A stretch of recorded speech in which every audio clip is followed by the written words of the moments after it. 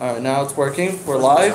That's correct. So, first of all, I apologize for today. Bonnie's out of town, and I got the kids here. So, just have to keep an eye on them. So, we're doing it here today. Those are very hard to open. Yes. The banana one's the best. So, just have to lick it off. Yeah, I get ginger ones.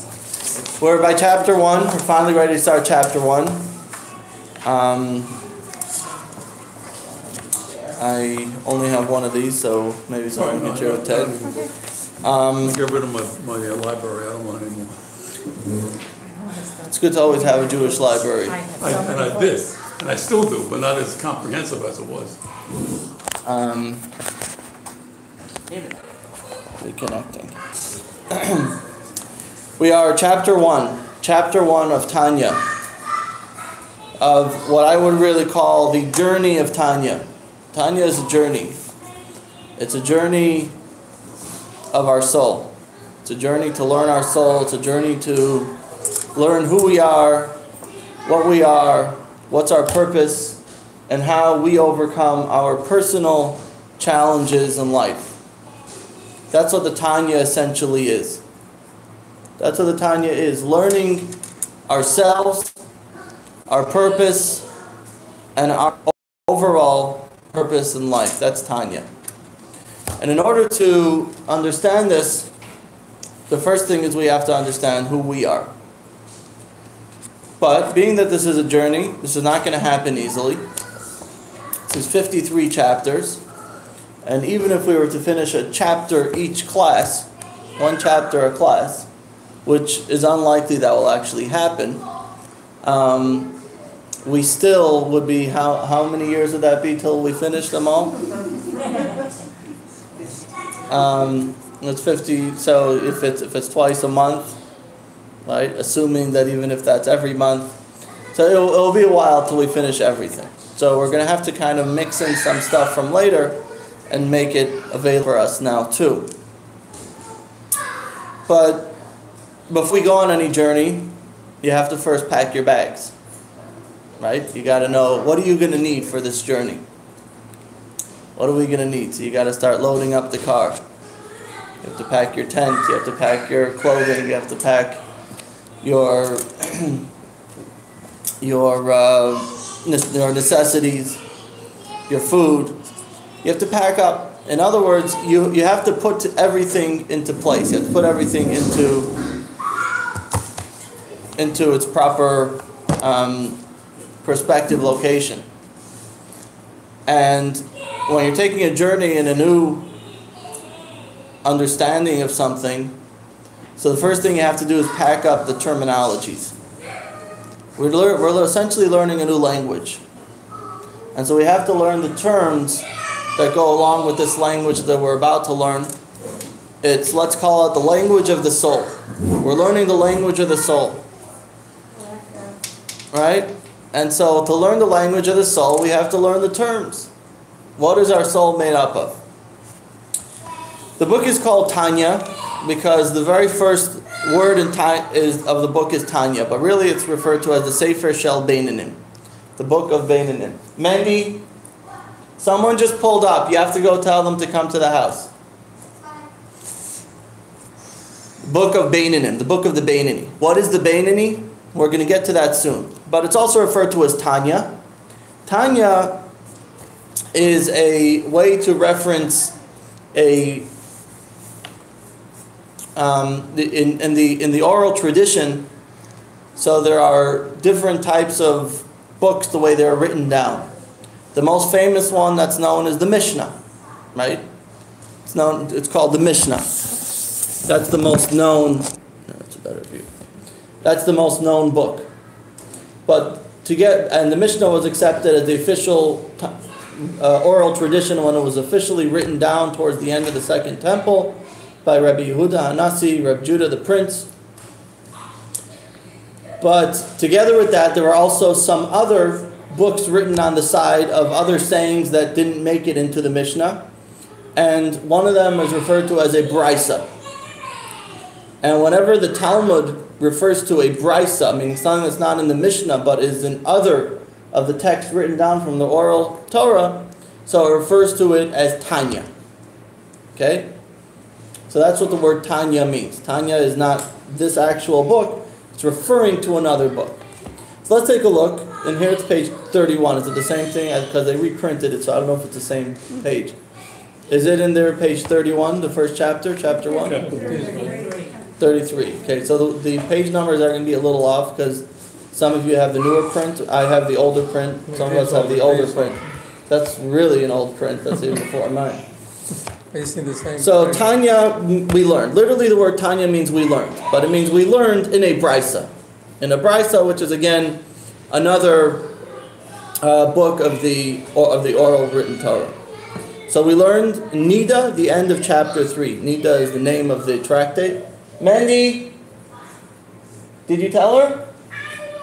Go outside and tell her. Can we get a volunteer? Someone. Okay, someone's going to go tell her. We learned the Nida, the end of chapter 3. Mashpiyim Isai, an oath is administered to him. Ministered to who? Whenever, before any child is born, that child has a soul.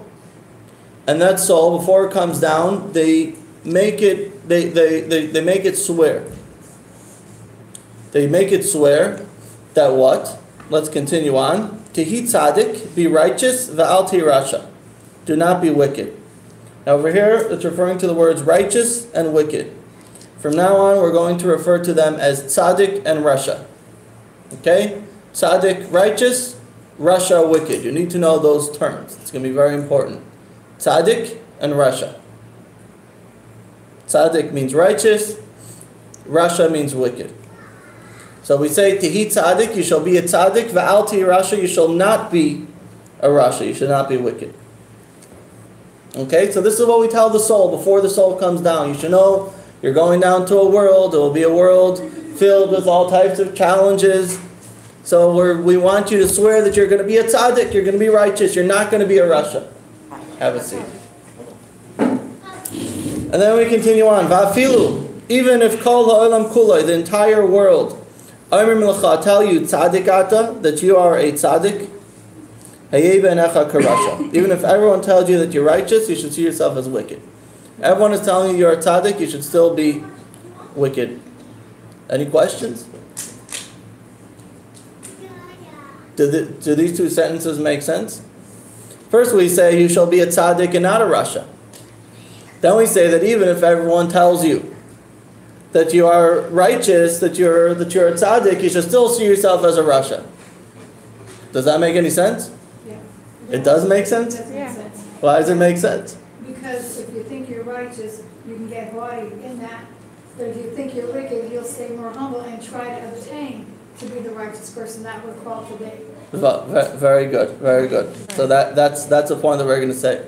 So you should try to be righteous, but don't listen to what other people are telling you with regards to you being a tzaddik. You in your heart should know that you're working to be a tzaddik, but still to you should be a rasha, so that you shouldn't lose your energy and your passion. V'tzarech lahavin, the word mashpiyim, which means to make him swear, also comes from the word shavua, but it also comes from the word sava, which means to be satiated. Which means they also satiate him, meaning they give him the energy, they give him the satiation in order to be able to do that. Okay? The tzarech lahavin, we have to understand that's not because we learned in the book of Avos, the book of ethics of our father, chapter 2. I'm sorry, I'm not translating it exact.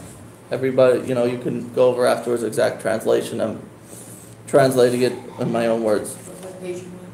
We're on page 31 in this book, where it says over there, "Va'al ti rasha b'fnei atzmecha." Not be wicked in your own estimation. Do not be a rasha. So this seems to contradict what we just said. We just said you shall be a rasha. So if you're saying that it's good that you should not look at yourself like wicked, but it says in the book of Avos and the book of ethics of our fathers that you should not look at yourself as a rasha. So do we still have a question? So this seems to be a contradiction. V'gam, based on what you said, that it's good not to see yourself, it's good to see yourself as a rasha. Furthermore, he says, page 32, if a person considers himself wicked, he will be grieved at heart and depressed. If you always look at yourself as wicked, then that could make you down. And if you're not, someone that's never inspired is never going to do anything good. And consequently, as he continues on, Hashem will not be able to serve God joyfully and with a contented heart. It's a mitzvah to serve Hashem with joy. So on one hand, we say first you shall be a tzaddik, and you should not be a rasha. Then we say even if everyone tells you that you are a tzaddik, you shall still look at yourself as a rasha. So first we said, well, maybe that's a good thing. Always look at yourself as a rasha. However, there's two problems with that. Number one, a written problem, which is from the book of the Ethics of Our Fathers, that says you shall not look at yourself as a rasha. And number two, there's also the moral problem, and that is that if you always look at yourself as a rasha, you'll never feel yourself being accomplished. You're never going to feel that you have got to where you want to go. You'll never feel achieved. Then you'll always be depressed. So yes, on one hand we say you shouldn't feel that great about yourself, but on the other hand, if you don't feel any good about yourself, then you won't be able to serve God joyfully. But it's a work in progress, right? It's the journey. Okay. Well, what's the journey? Are you a tzaddik or a rasha? Either you're good or bad. No. You're both? You're good and bad? Yeah, because you're in the midst of bad So learning. you're a schizophrenic. Yeah. Good and bad. Good and bad. I don't see it that way, if you don't mind my I would have divergent thoughts. If the whole point of this, as far as I'm concerned, is that if you have a good attitude and you communicate that, then you're liable to come to believe it yourself and not think that you can do anything wrong. So the whole thing. Someone else here. Can you go tell them? The whole thing is to stifle your ambitions or your thoughts, whether they're good or bad. They want you to be cognizant of that at all times, and that's what it's all about. When you have a relationship with someone, you have to remember that. So in other words, you're saying that you have to be good and bad. That's you have to be cognizant. You have to be okay. So you're saying what everyone else is saying in different words. That it's important to be good and bad. So I had another example. Is there somebody out there? It looks like they left. It looks like it was just a turnaround. Yeah, that's what I thought, but I just want to make sure. It was a light car, came in, but I'll go in there. What about the garments of the soul? Okay, you're jumping the gun here. I know it, but I just Okay. wanted and that is why we're into that. It's a good and bad. Well, we're starting off, like I said, we're starting off with learning the terminology, and then we could go with that. Okay. Second of all, then he continues on. So first of all, you have the problem: is it good to see yourself as bad? The problem is that in Ethics of Our Fathers it says no. Second of all, you'll be depressed. Third of all, while if his heart will not be aggrieved by itself, by this self-appraisal, in other words, if you won't feel yourself bad at all, which this is the flip side of it, you may lead to irreverence, God forbid, by such an attitude with sin. In other words, so you obviously have to have both sides of the coin. If you're only going to feel yourself bad, you'll become depressed. If you don't feel bad at all, then you'll have irreverence. You won't you won't be a good person. So obviously you have two sides to the coin. All right. So therefore, let's now clarify this. So we clarify this by explaining this term of tzaddik and rasha in the Talmud. Now, I like the way they reprinted those new ones where they have the text on the side. I never seen it until now, the way it's newly printed. However, the matter is as follows. What does it really mean, tzaddik? This is the question of Job. Why do bad things happen to people?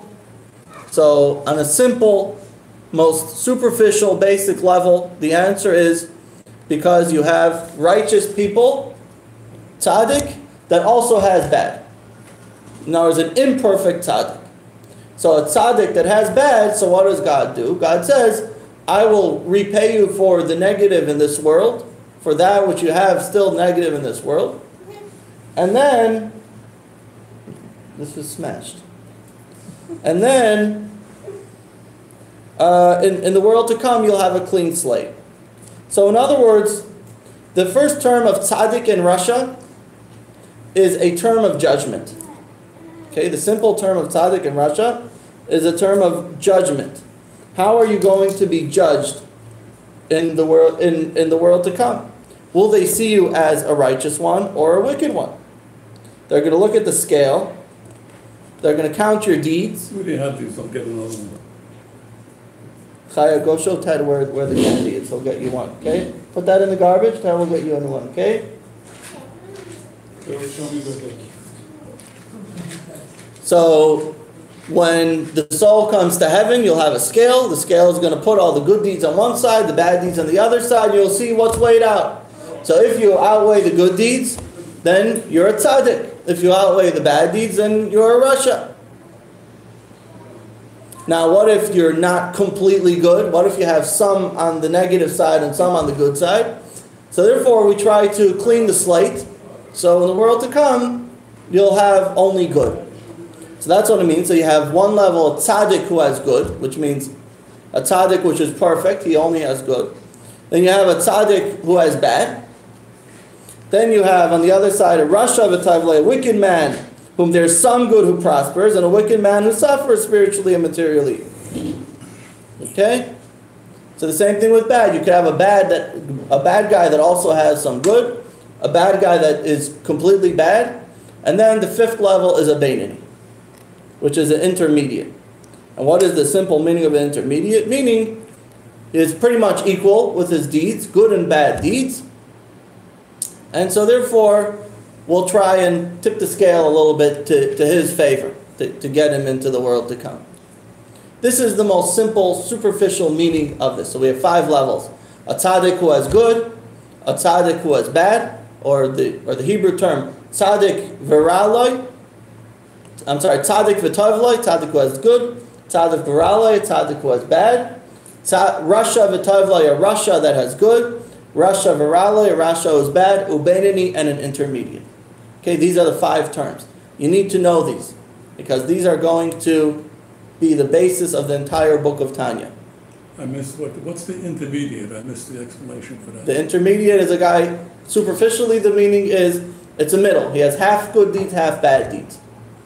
Okay? Again, as I said, as you were walking out, that these terms on a basic level means someone who is being judged according to their deeds. A tzaddik is someone that has good deeds. A rasha is someone that has bad deeds. A beinoni means someone that's half and half. Oh, okay? That's the most basic level. Now, the Gemara explains that the righteous man who prospers is the consummate, literally complete tzaddik. Once he has achieved this level, physical suffering to cleanse himself from impurities or sin is unnecessary. He therefore prospers materially as well. Right? So that's what we said earlier, that a tzaddik is a complete tzaddik. Meaning he's so good and therefore he doesn't have any bad, he doesn't suffer at all. Tzaddik v'ralei, a righteous man who suffers, is the imperfect, incomplete tzaddik. If someone is not a complete tzaddik, so therefore they have ra, they have bad in this world because they have to suffer for the bad that they have. Again, this is the most literal, simple meaning in the Talmud. Now, we're going to take the deeper meaning. And this is really where Tanya comes in. For Raya Mehemna is a section in the Zohar. If you notice, I'm skipping a lot of the commentary, and I do suggest you read it, but we'll never get through this book if we read every commentary. So I do suggest that everyone go through with all the commentary when you get home or whatever. In Raya Mehemna, like I said, is a section in the Zohar, Parshas Mishpatim. It is explained that the righteous man who suffers is one whose evil nature is subservient to his good nature. So he now changes the meaning. It doesn't mean, when we say bad, it doesn't mean one who suffers physically or materially in this world. But the bad means the bad within him, a tzaddik, viraloi, a tzaddik who has bad means that he has bad, but the bad within him is subservient to the good. So it means that he does have some negative nature to him, but that is irrelevant compared to the fact that he is a tzaddik, because it's subservient to the good. Okay, so that's the tzaddik viraloi according to the Zohar. Now, So are they saying that it's basically there really isn't anybody who is totally pure? there is, that's a tzaddik v'tavla. Okay. Tzaddik v'tavla. But he's saying that tzaddik viraloi, a tzaddik that has bad, doesn't mean that it's a tzaddik that suffers, but it means that it's a tzaddik that has some negative traits, but the negativity is almost subservient or irrelevant compared to the good that's within it. Okay? Now, let's continue on. The bottom of the page. Now, again, we're laying down the groundwork to learn to understand the different terminologies of people. And then we have to find, where do we fit in? That's eventually what's going to happen here. We're going to say, where do we fit in this whole picture? Am I a tzaddik? Am I a rasha? Am I a tzaddik v'tavloi? Am I a tzaddik v'raloi? Am I a beinani? What am I? I'll give you a hint. This book is called Book of Beinani. So the point of this book is the focus on the Beinani. But let's first learn a little bit evil nature. And Beinani, an intermediate, Zev is Ashayftim, are judged by both good and evil nature. So now we have another way to translate this. That what does it mean, a tzaddik? A tzaddik is one who is judged, literally judged, but it means more, like we said, like it translates motivated, because it doesn't mean judged literally. You're not judged by your inclination, but you're motivated by your good inclination, the Yetzer Tov, right? You ever heard of the term Yetzer Tov? The good inclination. A rasha is someone who is judged, literally judged, but means motivated by Yetzer Hara, is evil inclination. What is a beinani? A beinani has both sides judging him.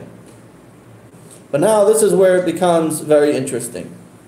Amar Rabba declared, I, for example, am a beinani. Now, to give you an example of who Rabba was, Rabba Bar Nachmani, he was an individual that the Talmud tells us that he studied so much that the angel of death was not able to get a hold of him, because he can't get a hold of him while he's studying. He was studying Torah all day and night. So they had to make a sort of trick so the angel of death could get him. There's a whole story that says in the Talmud that there was a whole argument there, and they came to get the ruling from him, and when he said the word tahar, which means pure, at that second the angel of death was able to get a hold of him. So Rabbah is coming along and saying, I am a beinani. Oh wow. Rabbah is a beinani. Said Abaye to him. Abaye was his friend and colleague and also a partner in arguments, as many times we find in the Talmud. Master, you make it impossible for any creature to live. Right? If you're a beinani, then what's everyone else? You just totally put up the bar, right? So if a tzaddik is someone that's judged and motivated by the Yetzer Tov, a rasha is motivated by the Yetzer Hara. The beinani is judged by both. Comes along Abaye and says, comes along Rava and says, I'm a beinani, I'm judged by both. Wow, if you're judged by both and you are such a great tzaddik, Abaye says, I'm sorry, you're making a mistake here. Now, we're going to agree that he made a mistake, but there's a mistake that's relative, that's an honest mistake. There's compared to a mistake that could be completely absurd. So could it be that he, even if he made a mistake, but it has to be somewhat a mistake that makes sense that he can make such a mistake. You can miscalculate something, but something that's totally, you could say, I made a mistake, I counted $100 instead of $120. But to say, by mistake, I counted $100 instead of $1 million. Right? That's not a mistake. That's an imbecile. So it has to be that Rava was a smart man, and he was a great tzaddik. So what was the mistake? It has to be somewhat within his realm to make that mistake. Again, this is all putting down the groundwork. And eventually we're going to learn that this concept of shaiftan, which over here we're translating as being motivated, or we're going to learn that it actually means being judged, the way the literal translation is. And a Beinoni is judged by both, and that's what we're going to get to later on. Now, let's continue on. Avar calls in to explain this all, to understand the aforesaid clearly, an explanation is called for. So let's understand it. Gan Lahavim also to understand the statement in Job. This is the second time we're quoting from Job. Rabbeinu Shalom, right? The last time we said. No, we didn't quote it before. Also to understand the statement in Job, Baba Basra, chapter 1. Rabbeinu Shalom, Lord of the universe, you have created righteous men, you have created wicked. So the Talmud says like that Job is having a conversation with God, so to speak. And he says that everything is decreed before a person is born. He says, are you going to be, someone going to be poor, someone going to be rich, someone going to be smart, someone going to be stupid. It's whatever it is that happens in a person's life is decreed before they're born. And he says, Rabbeinu Shalom, Barasa Tzadikim Barasa Rishayim. This is what Job says to God. God, you created a tzaddikim and rishayim. You created tzaddikim and rishayim. So we're asking Vaha for he does not decree which a person has to be righteous and wicked. The Talmud over there says that when God says what's going to happen to the soul, you're going to be rich or poor, it says the one thing that's not decided before if you're going to be a tzaddik or a rasha. Because the person has free choice. You could be a tzaddik or a rasha. So what is Job saying? God, you created tzaddikim, you created rishayim. You created righteous, you created wicked. The Talmud says that God does not create righteous and wicked. God creates rich or poor, smart, happy. A lot of things are predestined, but the only thing that's not destined is if you're going to be a tzaddik or a rasha. So what Job is saying seems to contradict that which we know from the Talmud. So are you destined to be a tzaddik or not destined to be a tzaddik? V'gam lahavin, also to understand the essential nature, mahus, of the rank of the Beinoni. And again, this is the point of the Tanya to understand the Beinoni. For certainly one does not need certainly not one whose deeds are half virtuous and half sinful. For if this were so, how could Rabbah err classifying himself as a Beinoni?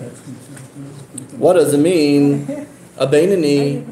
So yes, it's true that a Beinoni, as far as judging goes, is half and half. But the true essence, the true identity of a Beinoni cannot be just someone that has half good deeds and half bad deeds. Because if so, how could Rabbah has made such a mistake on himself? V'noida, when it's known, as we mentioned earlier, that his mouth never ceased studying the Torah. So much so that even the angel of death had no dominion over him, as we said earlier. We said the story earlier. And how then could he err considering that half his deeds were sinful, God forbid? That's number one. Number two. Now we're going to give a whole bunch of proofs that a Beinoni cannot mean someone that's half good and half bad. But also, furthermore, when can a person be considered a Beinoni? For at the time one sins, until he repents, he is deemed completely wicked. Meaning a person could have a perfect life, do everything perfect, and have one sin, at that moment, when you're doing the sin, you're considered a Rasha Gomer, completely wicked. However, on the other hand, it also says, if he is sinful and then repented, thus seasoned to be wicked, he is deemed completely righteous. How do we know this? The Talmud in Kiddushin says, Kiddushin is the laws of marriage. And in laws of marriage, there's laws that are, if someone marries someone on a condition of something, which you're allowed to do. You're allowed to say, on condition that you're rich, or condition that you're poor, whatever it is. What if someone says, I want to marry you on condition that I am a tzaddik? Right? So could he be married or not? So the Talmud says, even if the person is a wicked person, we know this guy is an awful wicked person, and he marries someone, it could be that maybe he finds someone that he loves, and this woman says, I don't want to marry this guy that's known to be a wicked guy. He says, no, I'm going to marry you on condition that I'm a righteous person. So the Talmud says that it could be that he's married. Why? Because it could be that at that moment he had a thought of tshuva, he had a thought of repentance. And the very fact that you even had the intention in your mind that you want to have complete and full repentance is enough to deem you a tzaddik. So within 1 second you could go from a tzaddik to a rasha, and within 1 second you could go from a rasha to a tzaddik. So yes, it's true that as far as the overall judgment goes, so there's a term of tzaddik and rasha, but if you're talking about the true definition of what really it means, a tzaddik and a rasha could mean two totally different things. Because you could be going from a tzaddik his whole life and 1 second become a rasha with one sin, and the same thing the opposite. You could go be a rasha your whole life and 1 second become a tzaddik. No wonder we're so confused. It's confusing, huh? Furthermore, we say, even he who violates a minor prohibition of the rabbis is termed wicked, as stated in Yevamot chapter 2 and Nida chapter 1. A minor, for example, the rabbis say that it's a mitzvah to wash your hands. If one violates that, it's considered a rasha. So even a small thing that's from our not even a big sin, so to speak, that's also considered a rasha. Furthermore, moreover, continue on. Even he who himself does not sin but has the opportunity to forewarn another against sinning and fails to do so is termed wicked. Shavuos chapter 6. Right? So if you see someone doing it and you don't stop them, that's also the famous saying, with the Nazis. They first came for the Jews and I didn't stop them, and they came for whoever. Another group. Right. One of the mitzvahs in the Torah is to forewarn people from doing a sin. Obviously, it has to be done in a loving way, not in a judging way, but it's a mitzvah. So yeah. What comes out of echod? Huh? That comes out of echod. What do you mean? Well, the Jewish people, everyone is one. Yes, we all have a responsibility for one another. Yeah, absolutely. Furthermore, all the more so, one who neglects any positive law which he is able to fulfill, for instance, whoever is able to study Torah and does not do so, for whom our sages have applied the verse, because he has despised the word of the Lord, i.e. the Torah, that soul shall be utterly cut off. And thus plain that such a person is called wicked more so than he who violates a prohibition of the sages, who we referred to earlier as being a rasha. And almost everyone has neglected the study of Torah at some point. Anytime you do something and you're able to study Torah at that moment that you don't, is neglecting the study of Torah. It's almost impossible to go a day without neglecting somewhat the study of Torah.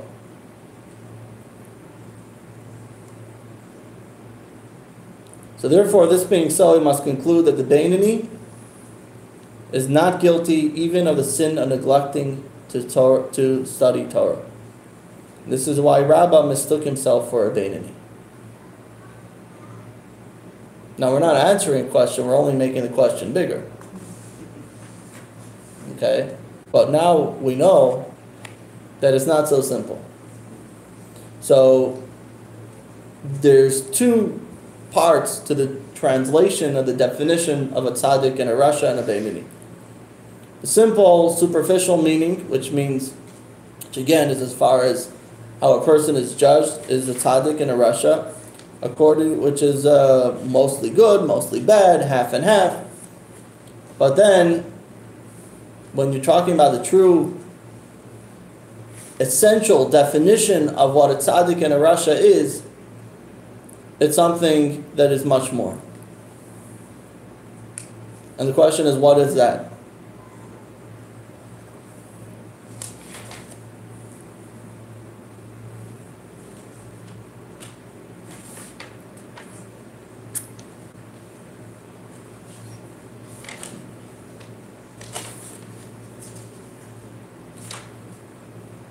The note here, there's a question about Zohar that's written in Zohar 3, page 231. He whose sins are few is classed as a righteous man who suffers. And that is from the Zohar. So, which implies that a righteous man who suffers does have sin. A tzaddik v'raloi does have sins. So he answers that saying that is a query that Rav Hamnuna asked Eliyahu. These are two great sages quoted in the Zohar. Rav Hamnuna asked Eliyahu, isn't Elijah the prophet, he asked him, isn't a tzaddik someone that has a few sins? A tzaddik v'raloi is someone that has a few sins.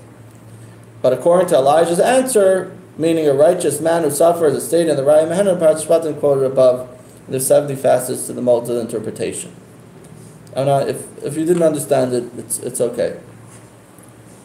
But basically what he's saying is that even though in the Zohar, in other words, not in the Talmud, but in the Zohar, which was explaining the true definition of the tzaddik, it seems that the tzaddik does have sins. He's saying that's only in the question, not in the answer. And then he says three words, which are very, very important words to know. Shivim panim la-Torah. The Torah has 70 facets, modes of interpretation. We always have to know, if someone comes and says, this is a way to explain it, and someone says there's another way to explain it, you could have both right. Right? It's the famous joke from Fiddler on the Roof. The husband comes and the rabbi says, you're right. And the wife comes and the rabbi says, you're right. And then the rabbi's wife says, how could they both be right? He says, you're right too. Not always does it have to be one way. But we're obviously following one particular path. But it's good to know that there's always different ways of Torah study. So now what do we take from here? That there needs to be a different definition for a tzaddik and a rasha and a Beinoni. Now it's going to take us 12 chapters to get to the true definition of that. And it's going to take a lot of explanation. But to give you the gist, so that you're not lost in the dark, it's that a tzaddik is one who is defined as a tzaddik by birth, one that's essentially good. A rasha is one that is essentially bad and difficult to come out of that. And a Beinoni is one who's constantly struggling between the two sides.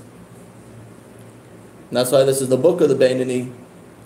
The Beinoni is not a righteous person. The Beinoni is not an evil person. The Beinoni is one who is a fighting person, a struggling person. One who is never going to win on either side. But he has to constantly overcome his challenges and his desires but ultimately will never sin. But he has to constantly fight to never sin. That's going to be the gist of the explanation. But again, it's going to take us 12 chapters to get to the Beinoni. In other words, the actual definition of the Beinoni is not going to be until chapter 12. Wow. And then from there, it's going to take until chapter 17 to explain the Beinoni. So 12, 13, 14, 15, 16, and 17 are all there to explain the Beinoni. Now, if you remember, in the very, very first class, not all of you remember because not all of you were there, but in the Hakdama,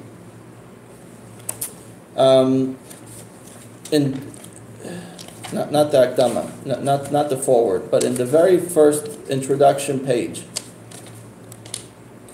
So over there it said that he said, I'm writing this book based on the verse Kikarav Elecha. Where is it? I want to go back to this so that Was it the title? I'm going to find it for you in this book. What is the title page? The title page, yeah. In this book it's page, it's before any numbers. Well, 2 is the second page. Oh, there's. Yes, number one, The title? page one, because it's two, It's the title three. page. Yes, page one, that's another number. Yeah. Title page. So on the title page, let's read this quickly, and then before we continue reading on.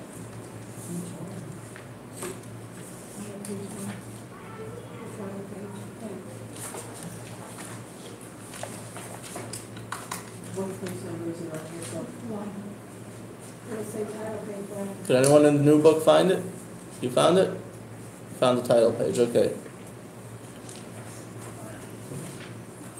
This is page. So the title page reads like this: Lakutei Amarim, compilation of teachings, part 1, entitled Sefer Shel Beinim, the Book of Intermediates, compiled from sacred books and from teachers of heavenly saintliness, whose souls are in Eden, based upon the verse Kikara v'elecha adavar me'ared deficha v'vavcha la'asai. For this thing is very near to you in your mouth and in your heart, that you may do it.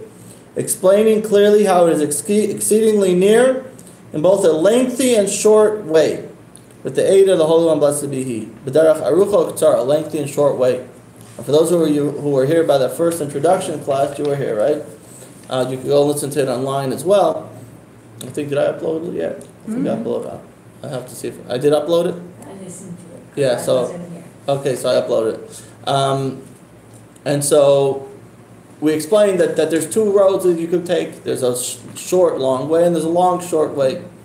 The short, long way is a shorter way, but it could be bumpy, it could be treacherous, it could be dangerous, it could be a tough path to take. But you'll get there, but it's a shorter road, but it will take you longer to get there. And the other one is a longer road, where it's a clear road, straight path, but it's a longer path. But that one is going to end up being shorter because it's a more smooth path. It's like if you're climbing a mountain, so either you could take the windy road that goes all the way around and around and around and around, but it's a paved road, or you could take the rocky road. It's a shorter one. It'll get you there too, but it'll take you longer to get there. So we're actually going to talk about both these roads. And both roads are paths of how it's close, how Moses says, Kikar v'lecha, it's very close to your heart to serve God. We're going to give 2 paths. One is going to be a long, short road, and the other is going to be a short, long road. We're first going to pave the path for the shorter, longer road.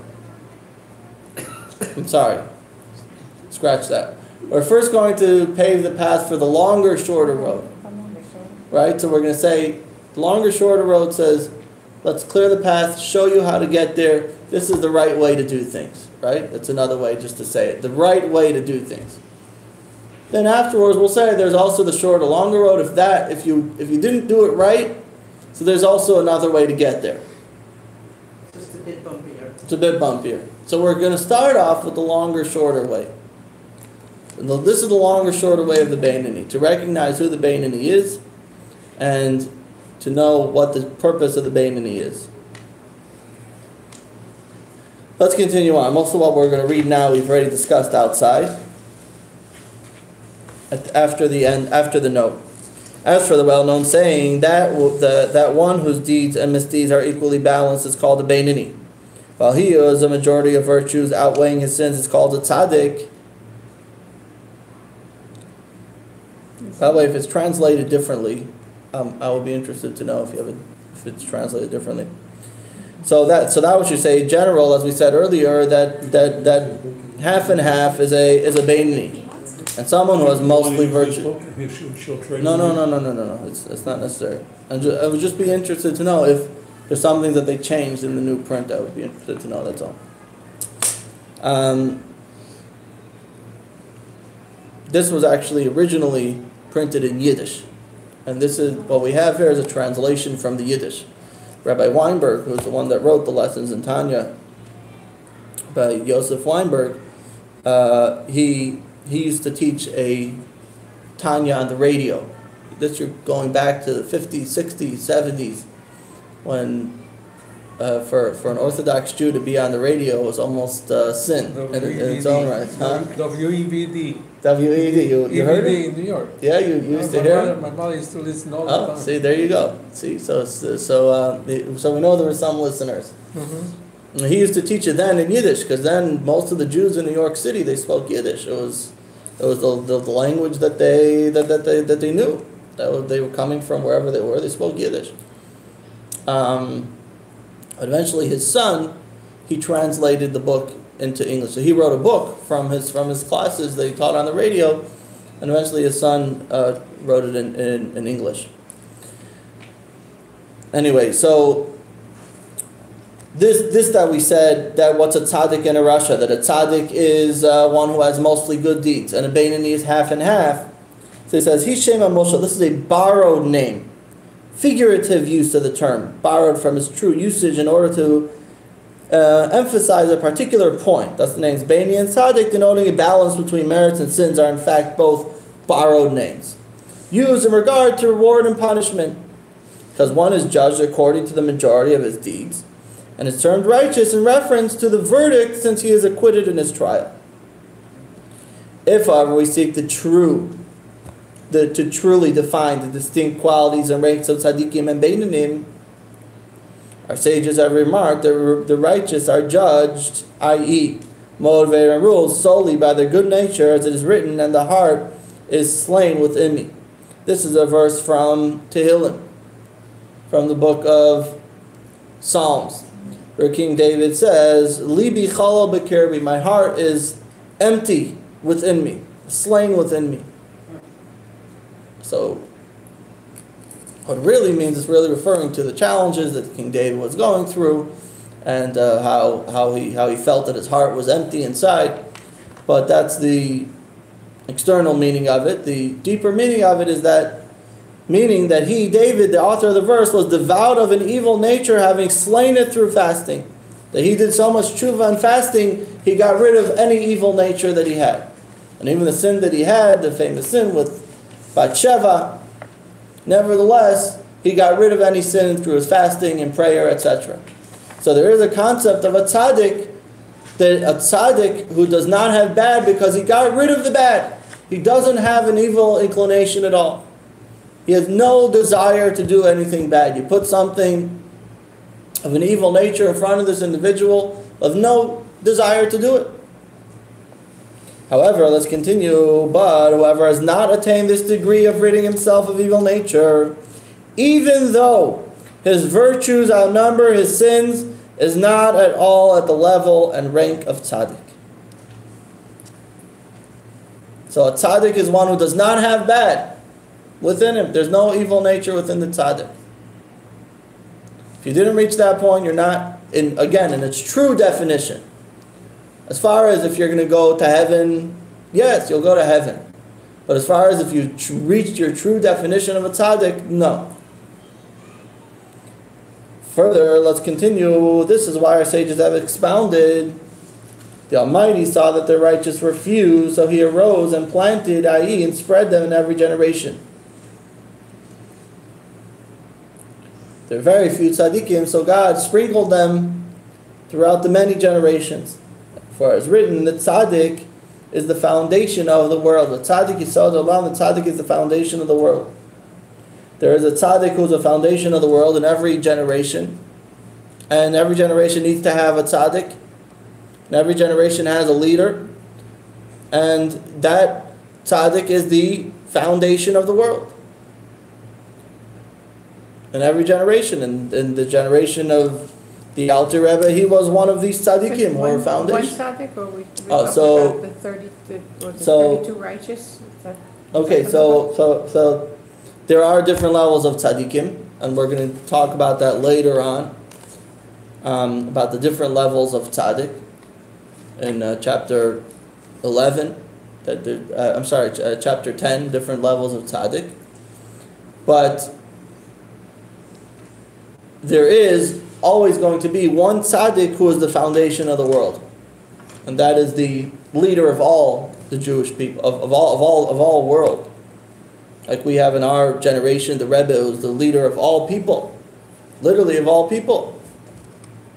That's why you may have other tzaddikim who may have followers, but there's very few. But in every generation, there's only one that's the leader of all the people. So what happens when he passes? Is he still the leader? Okay, so that's a different discussion. Okay, that's been in my head for a while. Right. So, we believe at this point there is no one else that's physically alive that has that. So we believe that the Rebbe is still the leader. That's why people still go and pray by his graveside, etc., and find blessings there. Because at this point there's no other physical leader. However, in other generations there have been a transmission of leadership from Moses to Joshua. We find, for example, Mordechai was the leader of all the Jewish people in his generation, even though there were other tzaddikim in his generation, but he was the leader of all the Jewish people in his generation. So you do have one tzaddik. That's what I mean. Tzaddik Yisrael, the foundation of the world, is referring to that one tzaddik. But you do have other tzaddikim. It's not to say that there are no other tzaddikim alive. There are other tzaddikim alive. There are other Jewish leaders, but they're on a smaller scale, and some of them may not have followers at all. So they're not a foundation of the world, but they are a tzaddik in their own right. And then the generation of the Alter Rebbe. So the Alter Rebbe was the tzaddik, was the foundation of the world. There are many tzaddikim living in his time. But again, there are very few. And to say that there were no good people that were the people that didn't do sins, that they didn't exist, of course it did. But what is the point? The point is that they're really a Beinoni, according to the way Tanya is going to explain what a Beinoni is. Where a Beinoni is one who does not sin. A Beinoni doesn't sin. But a Beinoni didn't also get rid of his evil. Beinoni is someone who's constantly fighting. And that's really where the key of the difference lies. You're going to discuss what a sin is? Yes, we're going to discuss what a sin is. That's going to be in chapter 6. We're going to talk about what it means to sin, what it means the other side, the evil, etc. Now, at this point, if we start the next section, then we'll be running in overtime because it's impossible to do the next section in 3 minutes. So, just to give the concept,